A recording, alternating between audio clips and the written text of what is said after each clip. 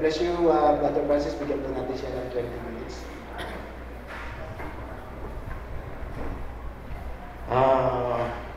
I changed my bag.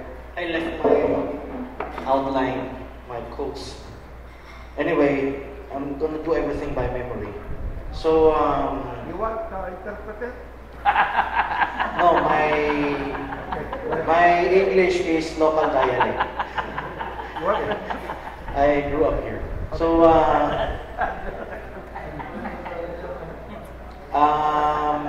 the subject is about John chapter 20, verse 17. You could open it up. My pastor, Pastor Villagonza, he had a subject about this in Binondo. When I accidentally read it from the prophet statements, that's when I suggested the subject. If you could open the verse, anyway, if you could open your Bibles there, it says that, touch me not, for I am not yet ascended to my Father and your Father, and my God and your God. The subject is not about the Godhead, the subject is about touching Him. Okay? So, let me write here some of what I recall. Passover, first fruits, just for me to remember what to say. 3 days and 3 nights, and high priest. Okay, this is what I'm first going to say. So this is how my pastor explained it. Why did Christ forbid Mary Magdalene to touch Him? So my pastor's explanation was, being a high priest, the high priest in the Old Testament, they are forbidden to be touched by the common folk when he will enter into the Holy of Holies. That's once a year. When he's about to make that altar sacrifice, he's gonna sprinkle the blood on the altar. He must not be touched because at that time he is sanctified. So then someone asked, what about Thomas? Isn't he asked Thomas to touch his side? The Thomas that was with Jesus, not the Thomas that was with you. So, and my pastor explained, the ministering priests, which were the apostles, can touch him. They can deal with him, not the common folk. Now, Pastor Dodizon,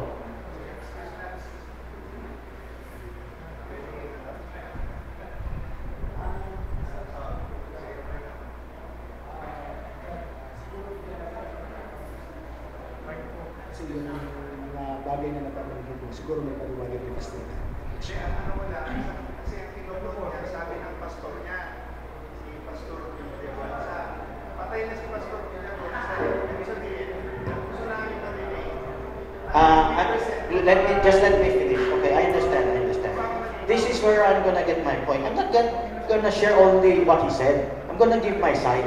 Okay, I'm gonna give my side. So, Pastor Dodong Dolizon, one of our peers in the church, gave us a verse that Mary Magdalene was able to touch him. When they went out of the cave,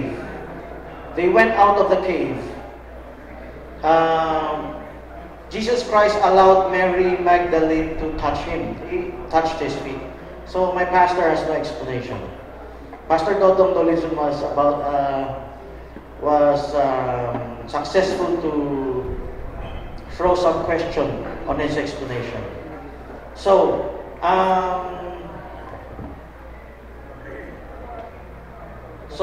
during that time, mag-explain na ako sa sarili ko. Okay. Pwede ba i-Tagalog natin para makarinig din na, maayos din yung marinig din. Nahirapan ako. So, There's a scripture in John chapter 17 that said, Excuse me lang ba, baka pwede Tagalog na lang natin. Pastor Tomas, he wanted to help. Pastor Tomas, voluntary. Yeah, he's voluntary. Pastor Tomas. Go, Pastor Tomas. Pastor Tomas, interpret. Tagalogin mo na kasi. o sige, interpret mo na lang. Interpret mo. Go. Sige, kanina ka pa nagpumulong tayo. Kakasal mo na to. Dito ka sa gitna. Sa pulpit. Maingay dyan. Okay. So, there's a scripture Merong talata, in a word in there's a word in John 20:17 merong salita sa Juan 30:17. that said yet.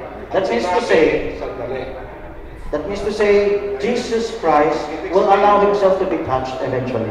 Ibig sabihin ay pinapahintulutan niya rin siyang buwan pagdating. So this is what I read from Brother Branham. Ito ang nabasa ko kay kapatid ko. Similar to what I thought before. Bilang parang kasing kahawig ng aking sinasabi.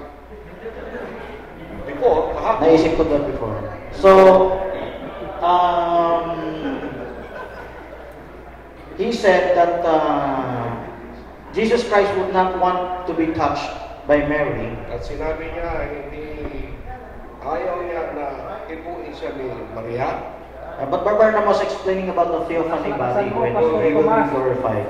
At yung sinabi niya tungkol sa makalangit na katawan na magiging glorified. But there's another portion he said, Meron mga bahagi na sinabi niya when she came out of the cave, nung siya lumabas sa isang Kuweba. scenario, okay? cave, Sa kuweba, okay? Brother Branham said in just a few seconds or a few minutes, At sinabi ni Brother Branham sa isang iglap o isang sandali, Jesus Christ allowed himself to be touched. at si Yesu Cristo ay pinagdulutan niya siya hipuin. So, Kaya, Oo, doon ka na. so, okay. As a high priest, bilang mataas na sacerdote, this Susunod ka din pala. Okay. Hirap ng pasunod. so nagiging tayo tuloy. so Jesus Christ is a type of the high priest in the Old Testament. Kaya si Yesu Cristo ay tipo ni Yesu Cristo sa lumang tipan, itong high priest. That at the day of the atonement, Nasa panahon ng atonement, so atonement, so the high priest cleanses himself, sanctifies himself. dahil ang Pangulong Sacerdote ay pinagpapanal niya ng sarili, di ba? So he cannot be touched Ay hindi siya nagpapahimpo until he could offer the sacrifice. hanggat hindi niya Hindi altar. ihandog ang sakripisyo. And Hirapan niya na si tuloy mo. so, and there's a rope tied on the ankle of the high priest. Meron pang sa bagay na tipo sa nakataling kalimbang ng malaking ang If the high priest would suddenly die because he was unclean, dahil may tali yun, at mamamatay siya ron dahil hindi siya malinis. the people can pull him out. Kaya kinakailangan ilayin siya. The dress of the high priest has little bells, tassels in them. Ang doon sa yung nakalagay na kalimbang sa palit ng kanyang paa, They let the people know if he's still moving inside. ito ay nagpapaninag lang sa mga tao. Kung ikilos pa siya sa loob kasi kumakalimbang pa. If he's still alive. Yung siya buhay pa. Type maybe of a believer, if he could be heard. Sa mga mananampalataya na dapat marinig. Now, Ngayon, what would happen if Mary Magdalene was able to touch Jesus Christ on His resurrection. Ano kaya mangyayari kung siya hinuwi po niya si Jesucristo sa kanyang pagkabuhay, Before Jesus was able to offer up Himself to the Father, bago niya ihandog ni Kristo ang kanyang sarili sa Ama? I believe she would have died. Ako naniniwala siya ay mamatay. It's not that Jesus Christ should be defiled. At hindi nahulugan na maging siya ay Defiled. define o siya ay magkasala. Marumihan. Marumihan. So, Tuloy. I watched before Eli Soriano explained that why Jesus Christ would not want to be touched. At napanood ko si Eli Soriano kung bakit na si Jesucristo hindi dapat mahilo. Because Jesus Christ might react to the female gender. That's how he explained it. That's defilement. Okay, yun na kayo. Magkasabi. So, Kaya, it's not Jesus that would be defiled. It's Mary who would die. hindi si Jesus ang siyang dapat madumihan or si Mary ay mamatay. So unless we come clean to Him, we will also die in His presence. Kaya kung tayo ay hindi nakaugmay sa Kanya, ay mamamatay tayo sa Kanyang presensya. Jesus Christ, for that few seconds, Si this is how we're Kristo gonna- sa isang tigla He went up to heaven at siya umakyat sa langit in the presence of God sa presensya ng Diyos and offered Himself up at itinandog niya ang kanyang sarili sa taas to the eternal Spirit. sa eternal na Espiritu. That is what was written. That is what is written in Hebrews chapter 9 At yan ang sinasabi ng Hebreo 9, Kapitulo 9. and 10. At sinabi, Offered up for the sins of the people once and for all. ininandog niya ang kanyang sarili para sa lahat. The timeline, the time frame on earth and on heaven is different. Ang saklong ng panahon sa langit at sa lupa ay magkaiba. So, God can affect many things to happen in heavenly time versus earthly time.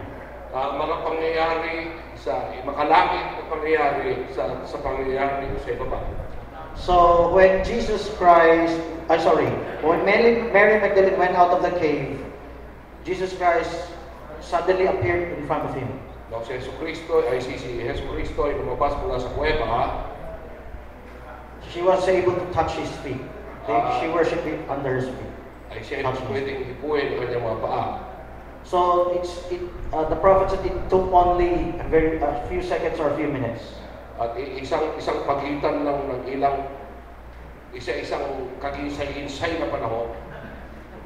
Tuloy. Okay. Okay? So now let's talk about what happened during that time. Pakita natin mga pangyayari sa panahon na yan.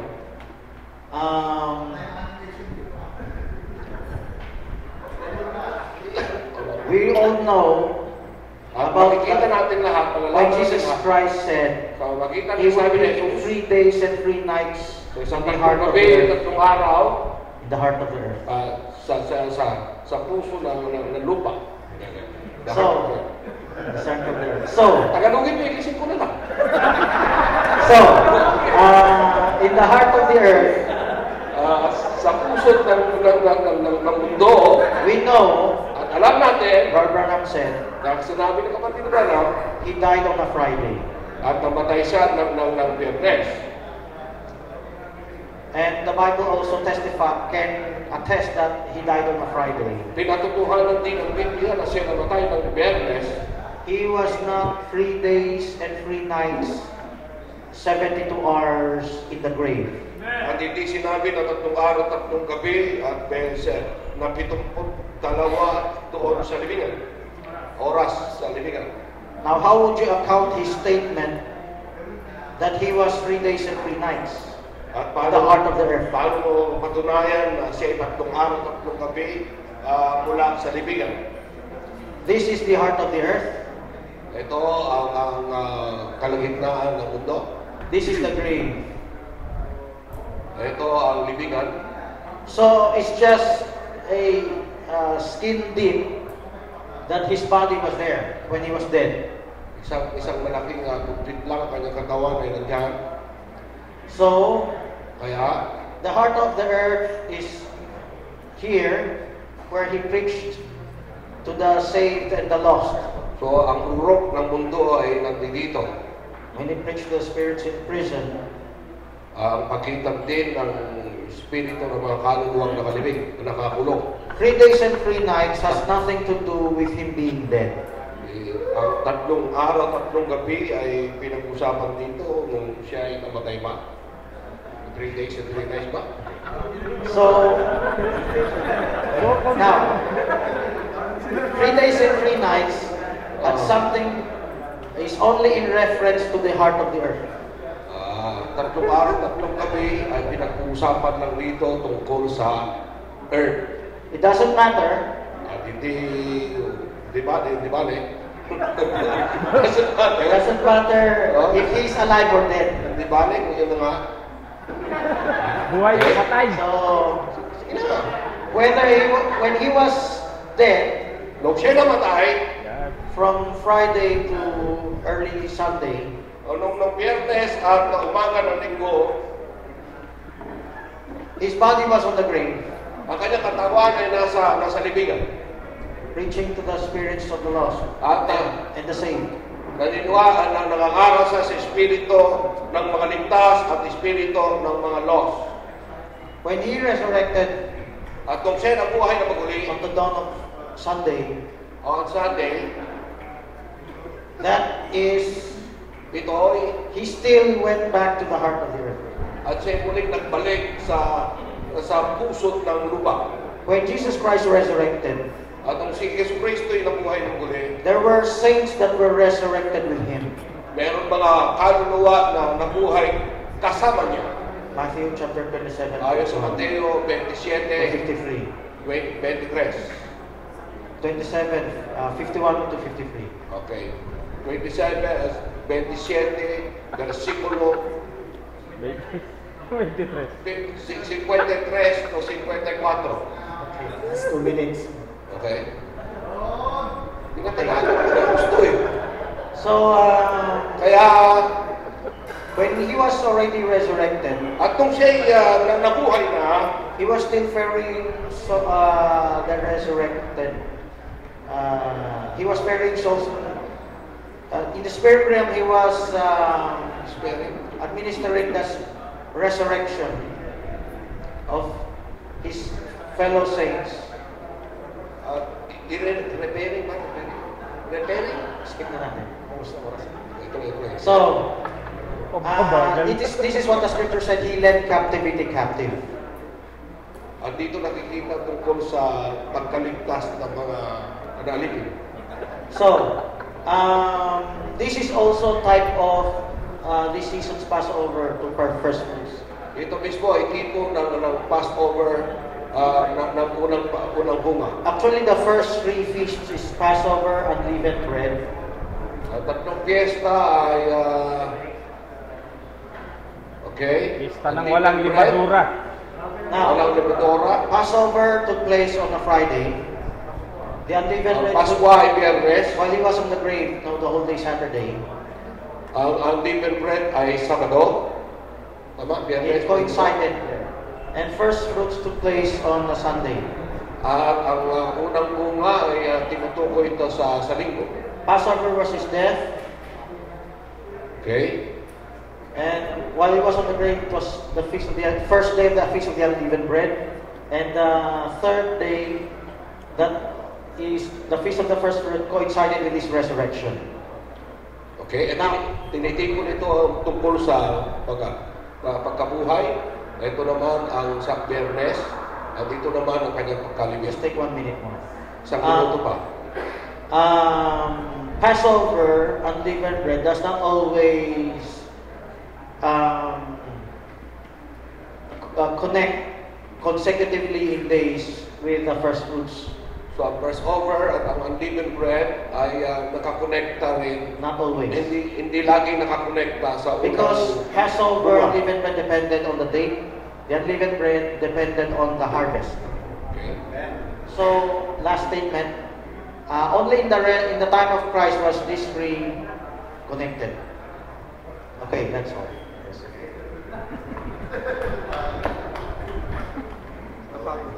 Bigyan po rin natin si Brother Francis. Alala ko lang yung nabanggit ni Pastor Nestor. So ang ating pong intention ng ministers meeting ay matulungan natin ang bawat Tumagal.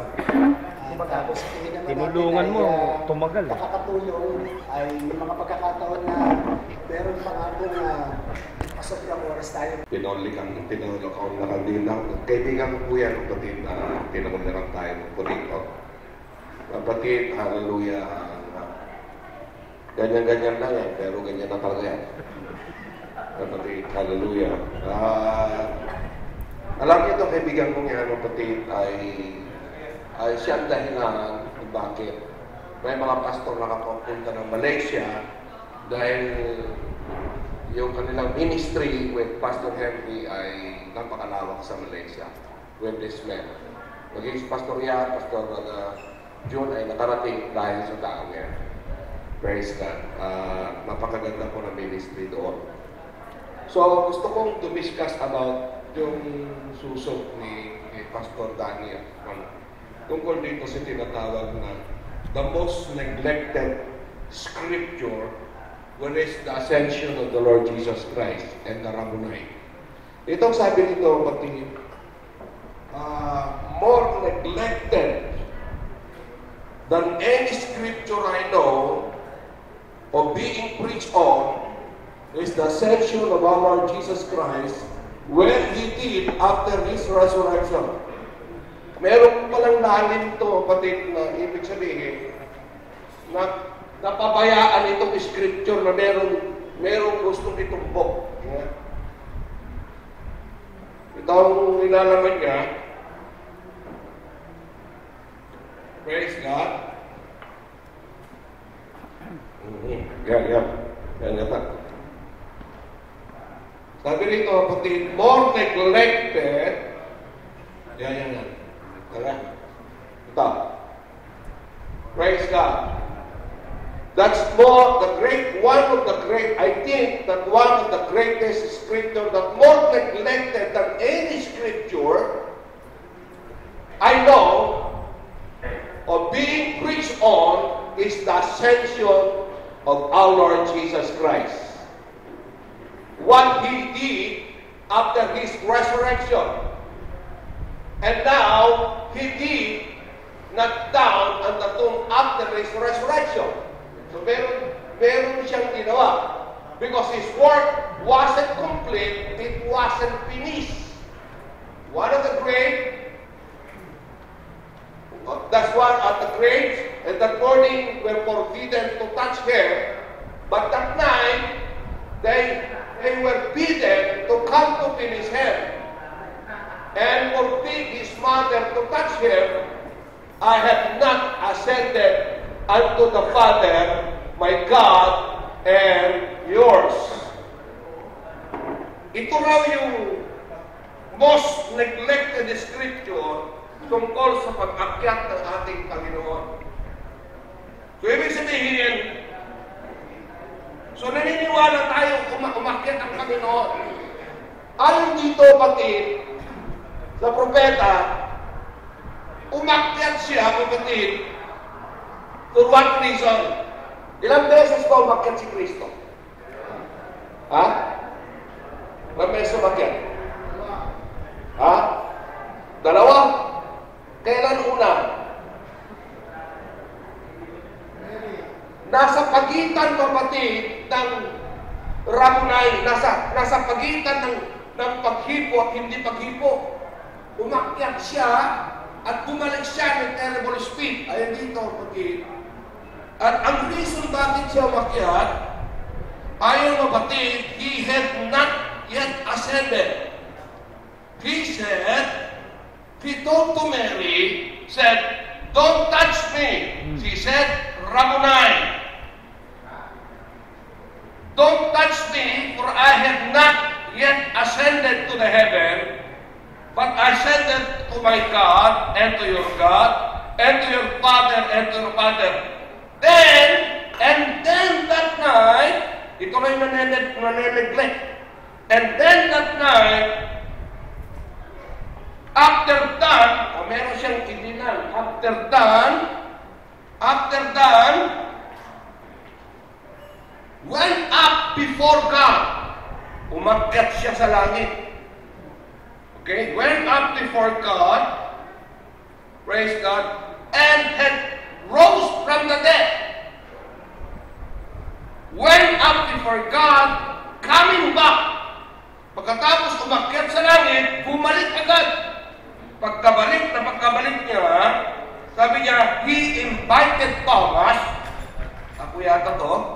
He invited Thomas, No, come touch my side. See, he had ascended up before God. Ibig sabihin, ipinapakita ko kapatid, nung sinabi niyo, umakyat na siya talaga. Kasi ang pagkalam kasi ng mundo, kapatid, umakyat siya before the day of the Pentecost, nung nagpaalam siya sa mga alagad. Pero umakyat siya, meron siyang ginawa sa taas. Okay? Anong ginawa niya sa taas? Okay? Ayon pa sa sinabi ng prophet, kapatid, Jesus, praise God, sa certain Psalm, 1961 yung sinabi, it has all. Praise God.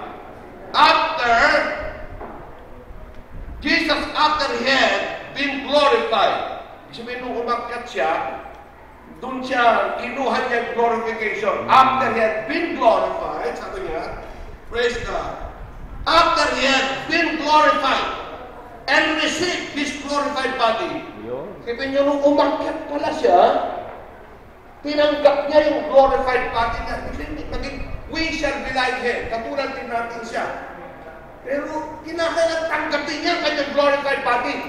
Hindi siya nagpapahinpo noon, pero kung natanggap niya ang glorified body, nagpahinpo siya ito ma. Anong kinuha niya niya? Diyan niya ba yan? Tama.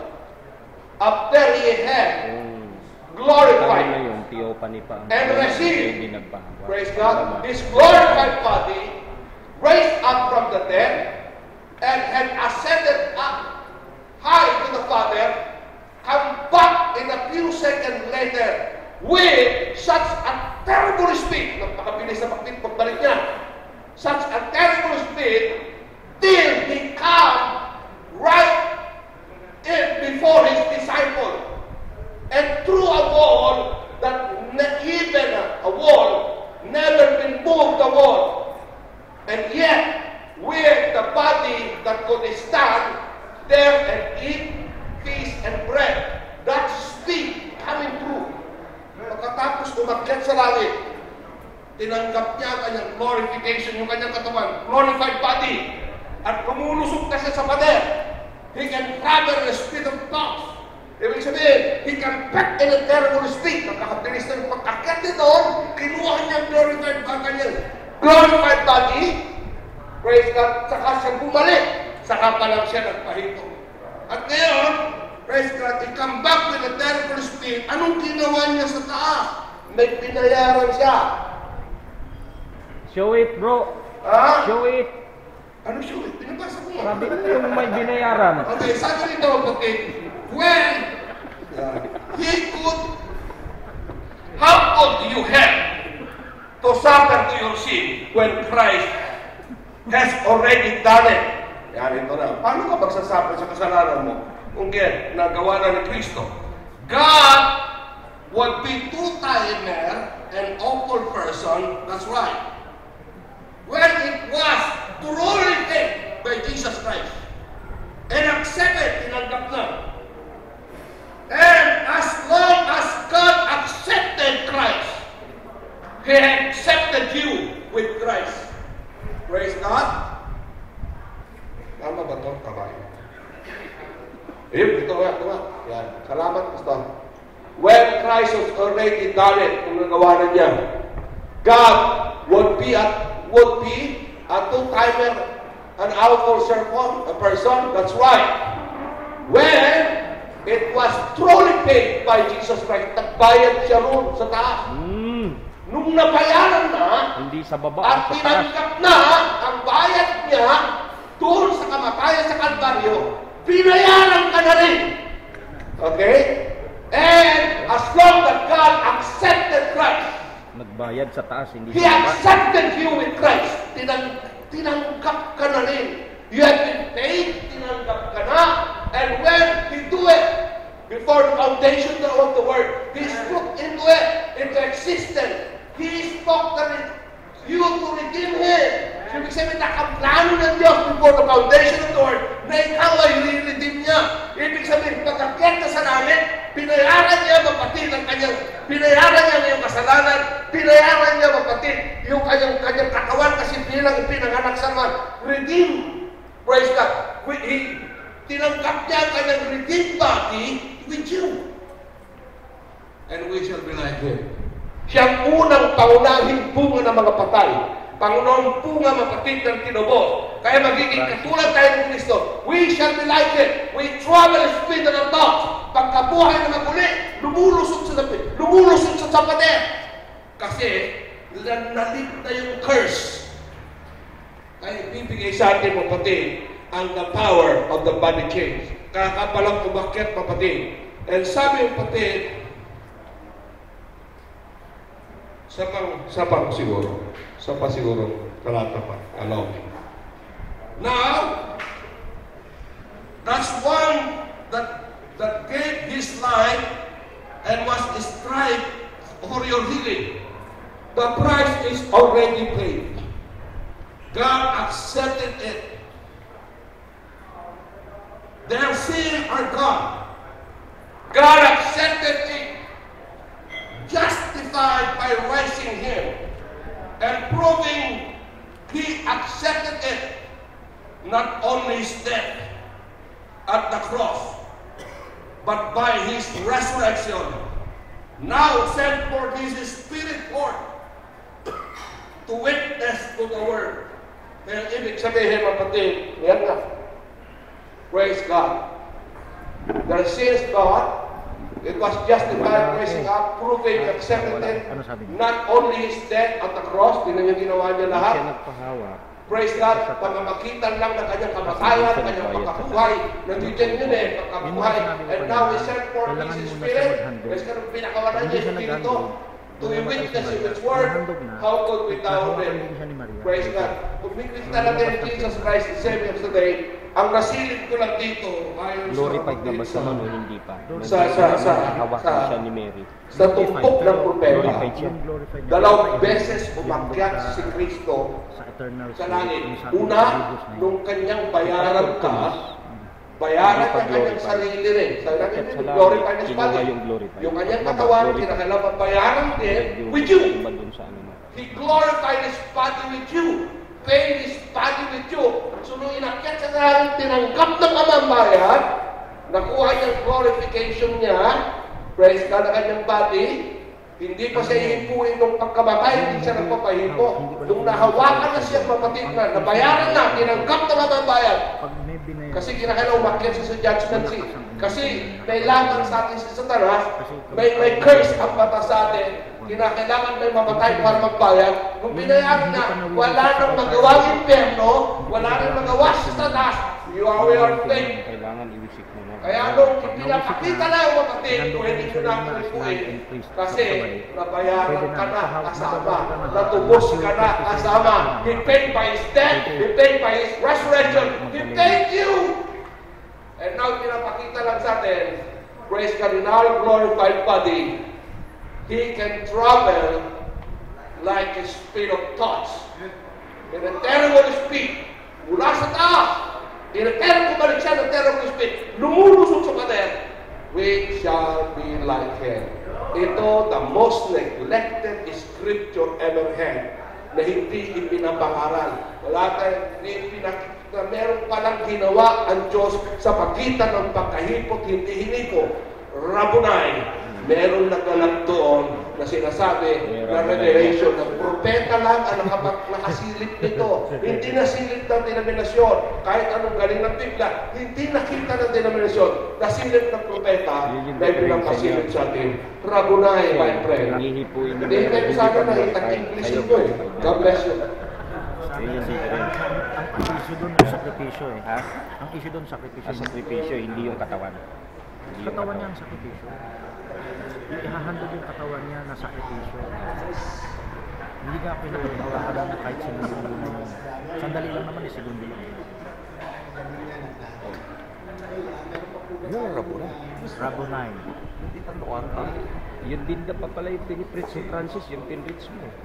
Magkaiba? Iba yun. Sa kanya ay araw eh. Biyernes to Sabado. Ano to, Wednesday? Pedro at si Mary. At si Brother Francis naman, ilabas mo yung talata na nahawakan na ni Mary.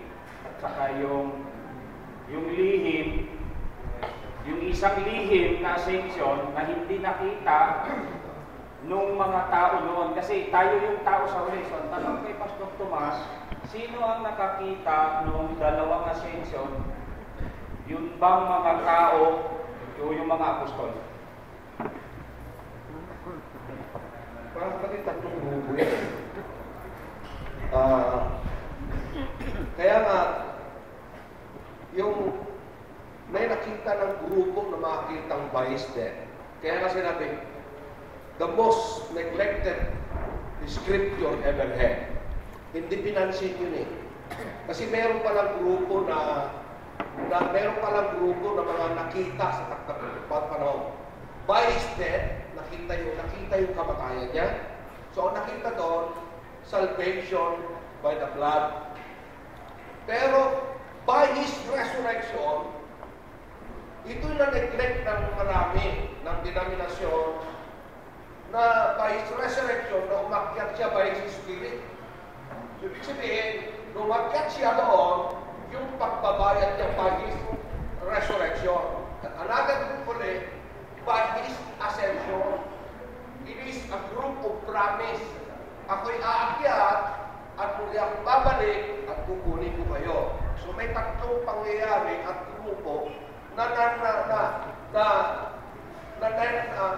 nakakita. So ibig sabihin, sa pagitan ng tatlong ito na nakakita, ang hindi nakita yung the mystery of His first ascension. Yung hiwaga ng unang pag-akyat niya. Kasi dito, only the bride can see this. Kasi dito nakita mapatid kung paano ka tutubusin.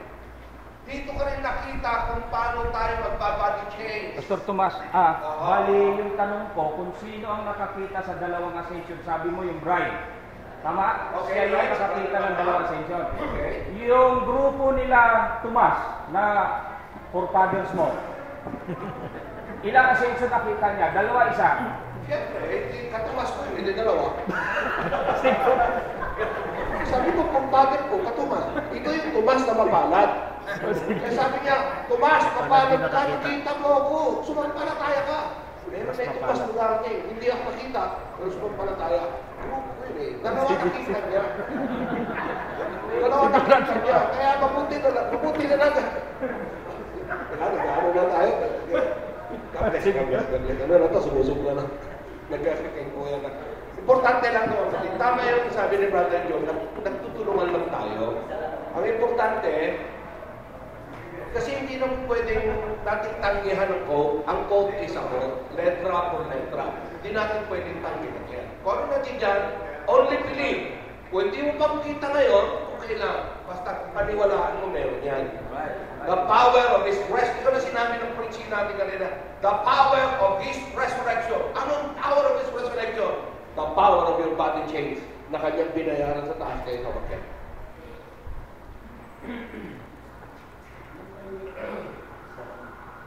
Hello. Basta yung kay Brother Francis, pagpunod sa nahihulak ni... Siya na yung paghipo at yung sinabi mo yung lihim na pag-akyat na hindi nakita, pati yung talata, Brother Francis. Kanina, iba na quote yung few seconds. Nabasa ko kanina yan. Heritage speak. So, you read the quote yung kay Thomas. Pero, meron pang isa pang quote yung few seconds. Ngayon, buksan niyo yung Bible niyo sa Matthew 28. Ano version? 6, no?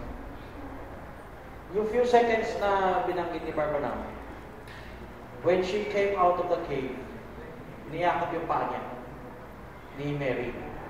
So yung few seconds na yan, yung sinabi ko kanina, nag-Hebrews 9. He offered himself up in the eternal spirit. So, iba ang time ng spirit realm. Iba yung time sa earth. So, after few seconds, nahawakan na ni Mary. Few seconds lang yung yet. I have yet. Yung yet na yan, few seconds lang. Matthew 28, verse 6 yata. Check nyo. 1 to 6.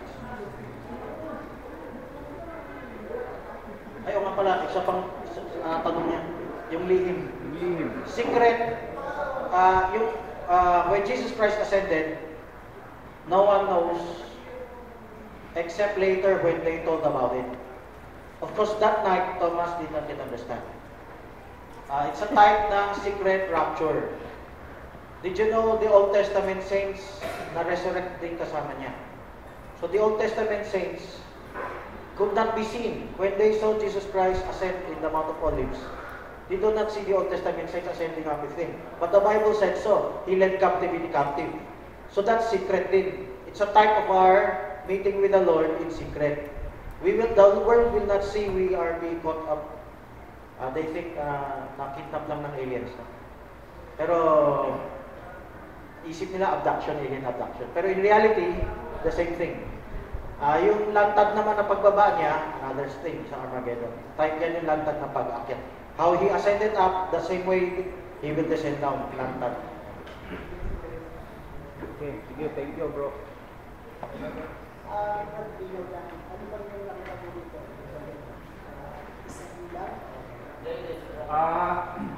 Yung kasing ascension na sinasabi kanina,